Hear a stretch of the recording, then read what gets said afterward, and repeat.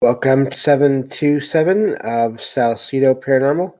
I'm your host, James Salsido, and tonight I am sharing experiences, which used to be known as true paranormal stories from the web.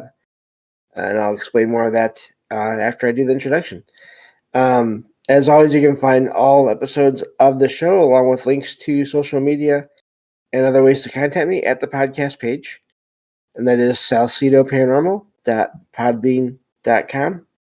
That's SALSIDO paranormal.podbean.com. Always happy to hear from you all, whether you have comments or questions or topic suggestions or accounts of paranormal experiences, whether they're your own or from others that you trust. Happy to either read those or have you join me on the show to talk about them. Thank you all for listening, whether you are here for the live recording streams on Discord or if you listen to the podcast or YouTube feeds, or on the Trouble Minds Radio Network, KUAP Digital Broadcasting.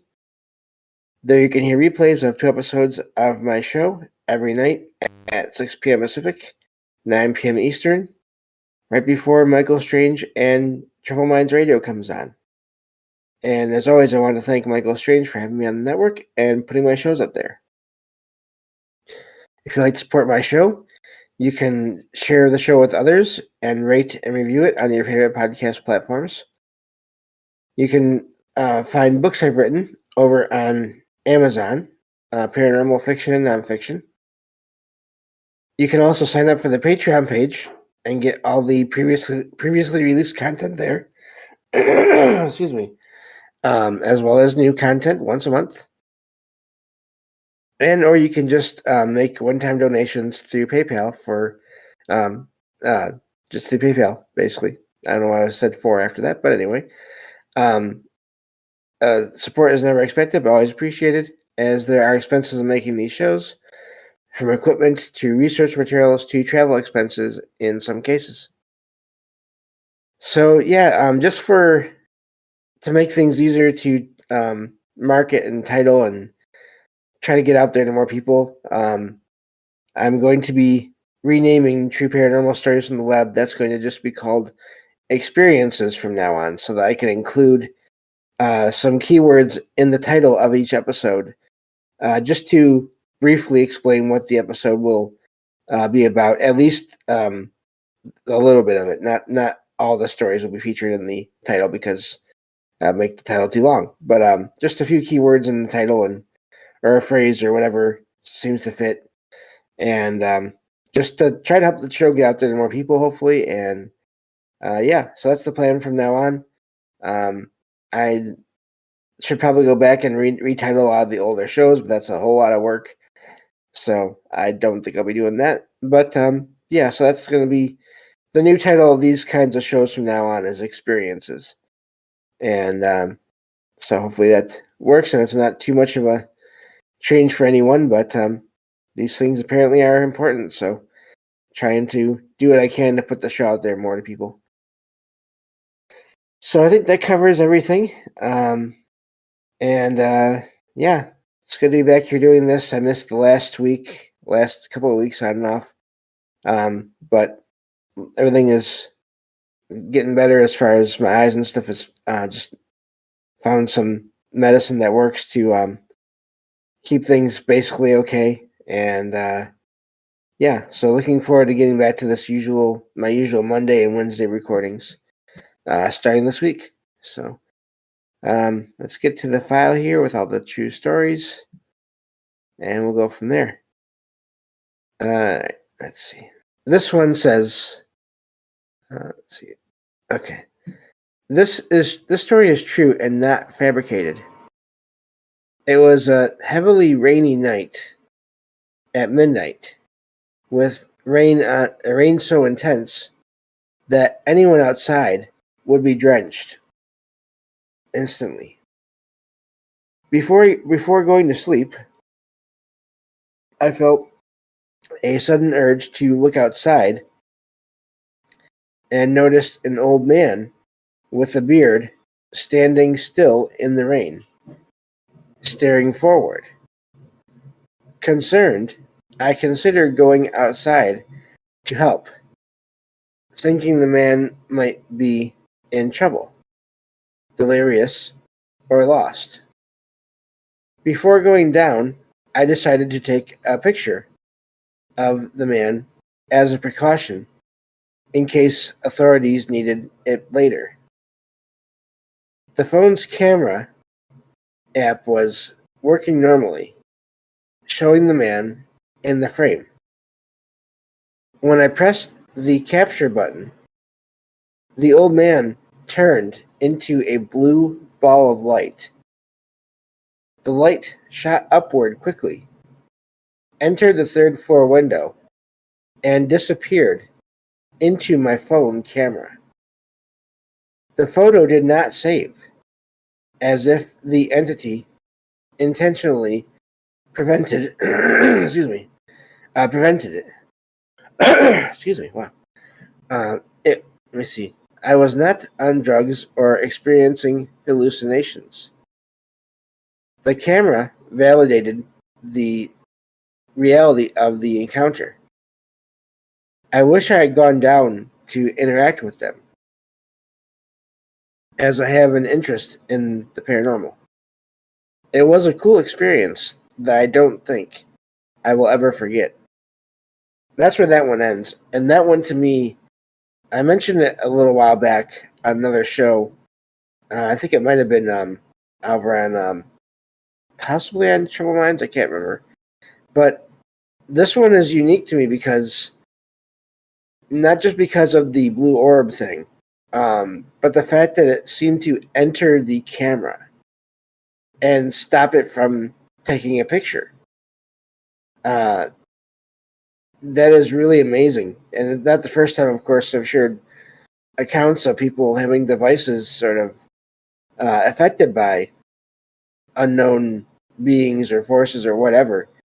That whole image of it sort of coming up and into the window and then through the window and into the phone and stopping it.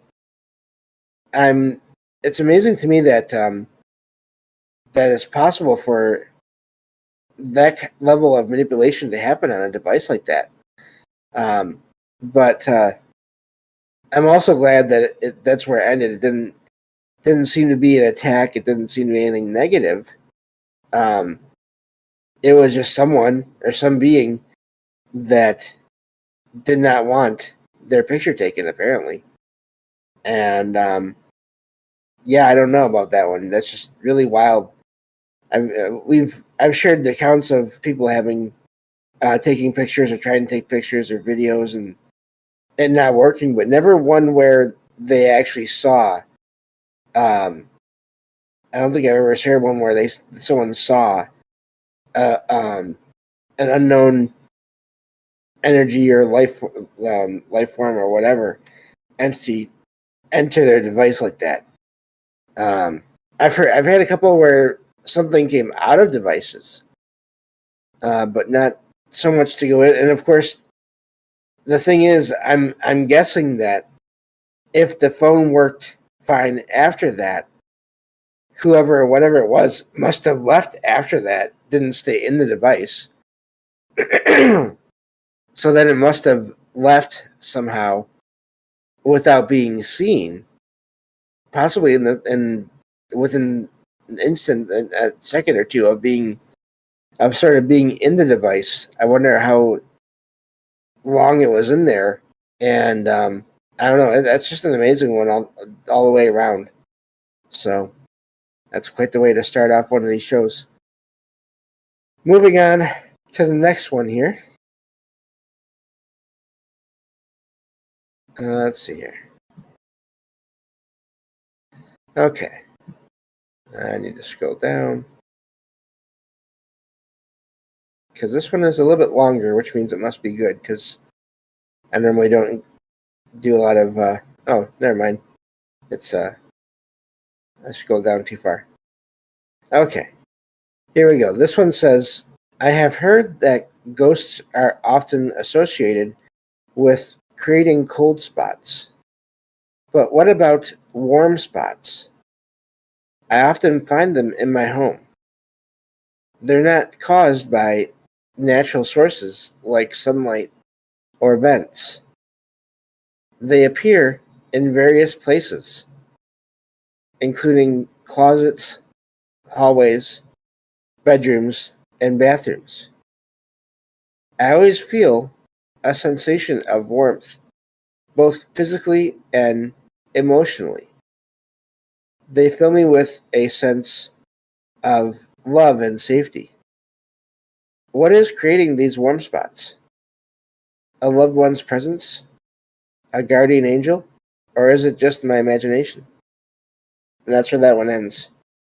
I have heard of warm spots in cases.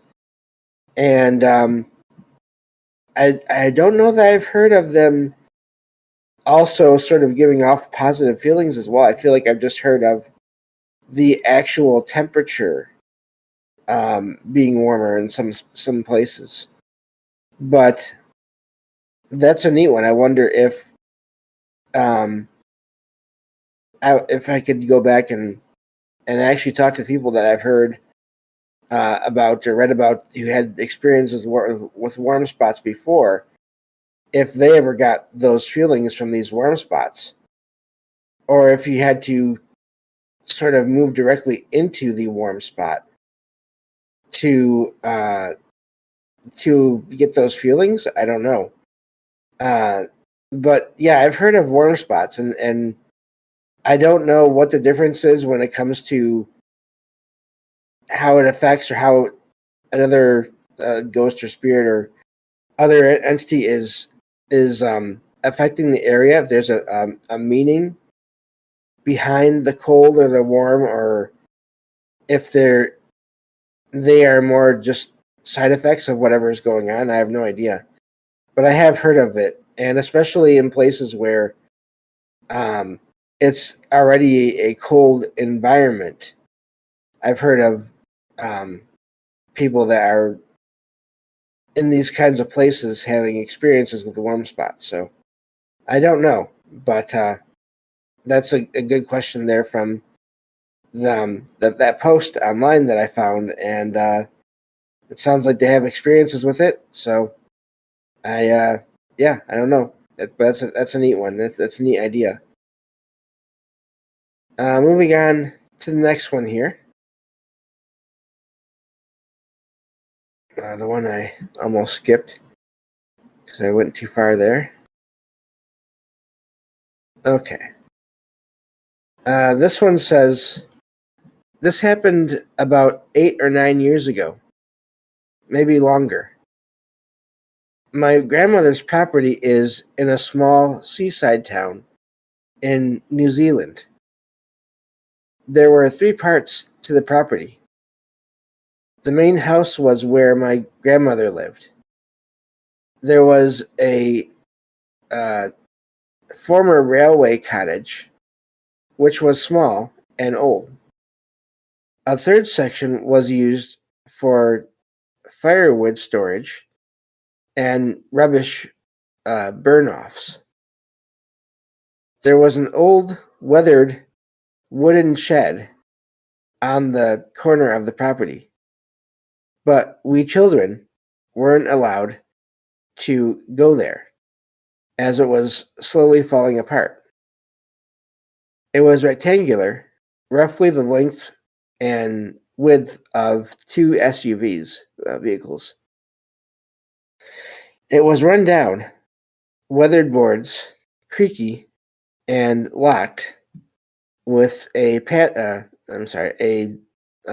rusted lock. It had been built long before my grandmother moved into the town.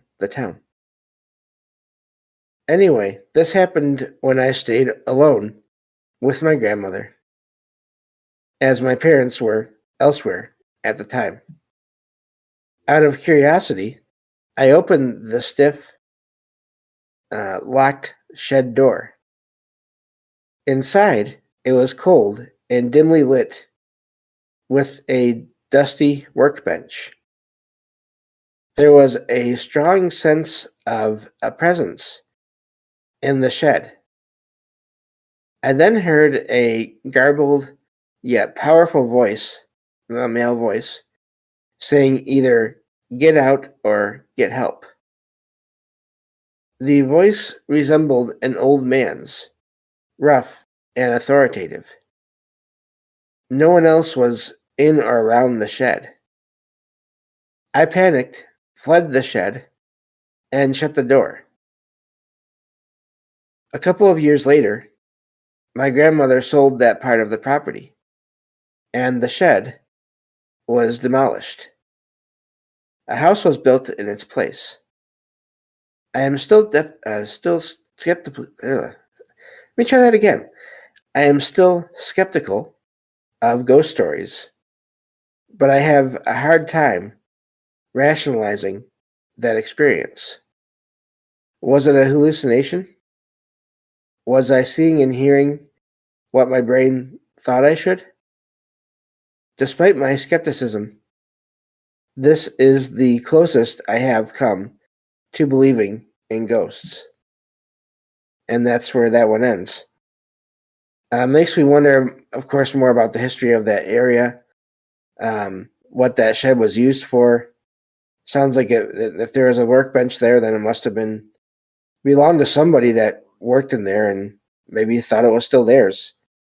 Or it could have been someone trying to to scare the kid off because, again, they're now as an adult, they mentioned that the place was slowly falling down. So it could have been frightening, but it could have meant well. It could have been more of scaring them off sort of for their own safety. It's weird that they couldn't understand what the last word was that the voice said, if it was out or help, because those are two different words. But I guess if it's garbled enough, then maybe it would sound similar. Either way, it got them out of there. I also wonder if, as always, when it comes to these experiences and these places where there's activity, if anyone in the location now has any experiences. So I don't know, but that's a neat story there. And so yeah, let's move on to the next one here. We can probably get at least one more in before the episode is over. And hello to everyone there in chat. I see you all there. Thank you for being here. And yeah, let me see here. We can do at least one more, maybe two. So this one says, I visited a friend while we were both in college. I was 20 and he was 24. We spent the day riding longboards, having lunch, and enjoying each other's company. I don't even know. I forgot to look up what longboards are. Maybe, I don't know, snowboards or something. I'm not sure. We returned to his house and stayed up all night watching movies. Watching movies. At around 3:49 a.m., I teased my friend, W, by suggesting some what-if situations, such as what if someone broke in, or what if someone came down the stairs. And I quoted movie lines to mess with him. Then I noticed a shadow in the corner of my eye near the front door. At first I ignored it, but then I saw it lingering and turned to look directly at it. The entity was visible through the left window, glass window panel of the front door, which had glass panels at the top and on the right side. It was a dark figure with flowing dull dress. I'm not sure what they mean there. Detailed enough to have a human silhouette. It was about 5 feet tall at first, but then it grew to 7 feet tall as it moved. It went from the left window, grew in height, and continued to the right window, exceeding the size of the window. We initially thought W initially thought I was joking, but when I told him to look, or when I told him to look at the shadow, but he realized the seriousness in my voice. We were stunned and silent, observing the entity. After it moved away, we grabbed knives from the kitchen and went outside to investigate. W's car trunk was open, but nothing was taken. We checked around the back of the house for signs of a break-in, but found nothing. We stayed awake until sunrise, shaken by the experience. I wonder whether the entity was a potential intruder or something paranormal. And that's where that one ends. What I wonder with that one is if whoever they weren't there for any negative reasons. If they were trying to tell someone there at the house that, hey, your car is being broken into. Skateboard, I think. Okay, thank you, sweets. As far as what the longboard was, I wonder if maybe whatever that was that they saw actually saw someone else trying to break into the guy's car. I've heard of accounts of that where people hear a sound in or near their house or near them, and it's an intruder of some kind that then just runs away because of some other paranormal thing happening at the exact same time, to the point where nothing is taken or even damaged or not much anyway.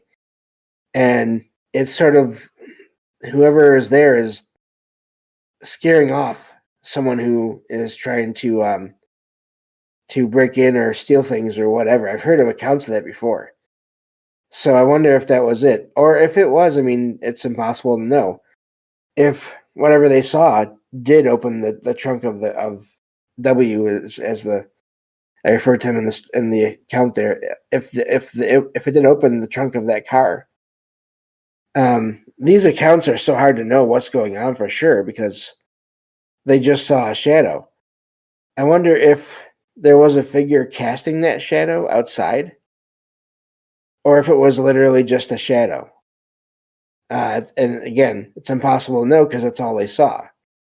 But I don't know of any. I mean, if it was at night, then I don't know. I don't know enough about how lights and shadows work as far as if someone could generate that much of a shadow by moving around outside.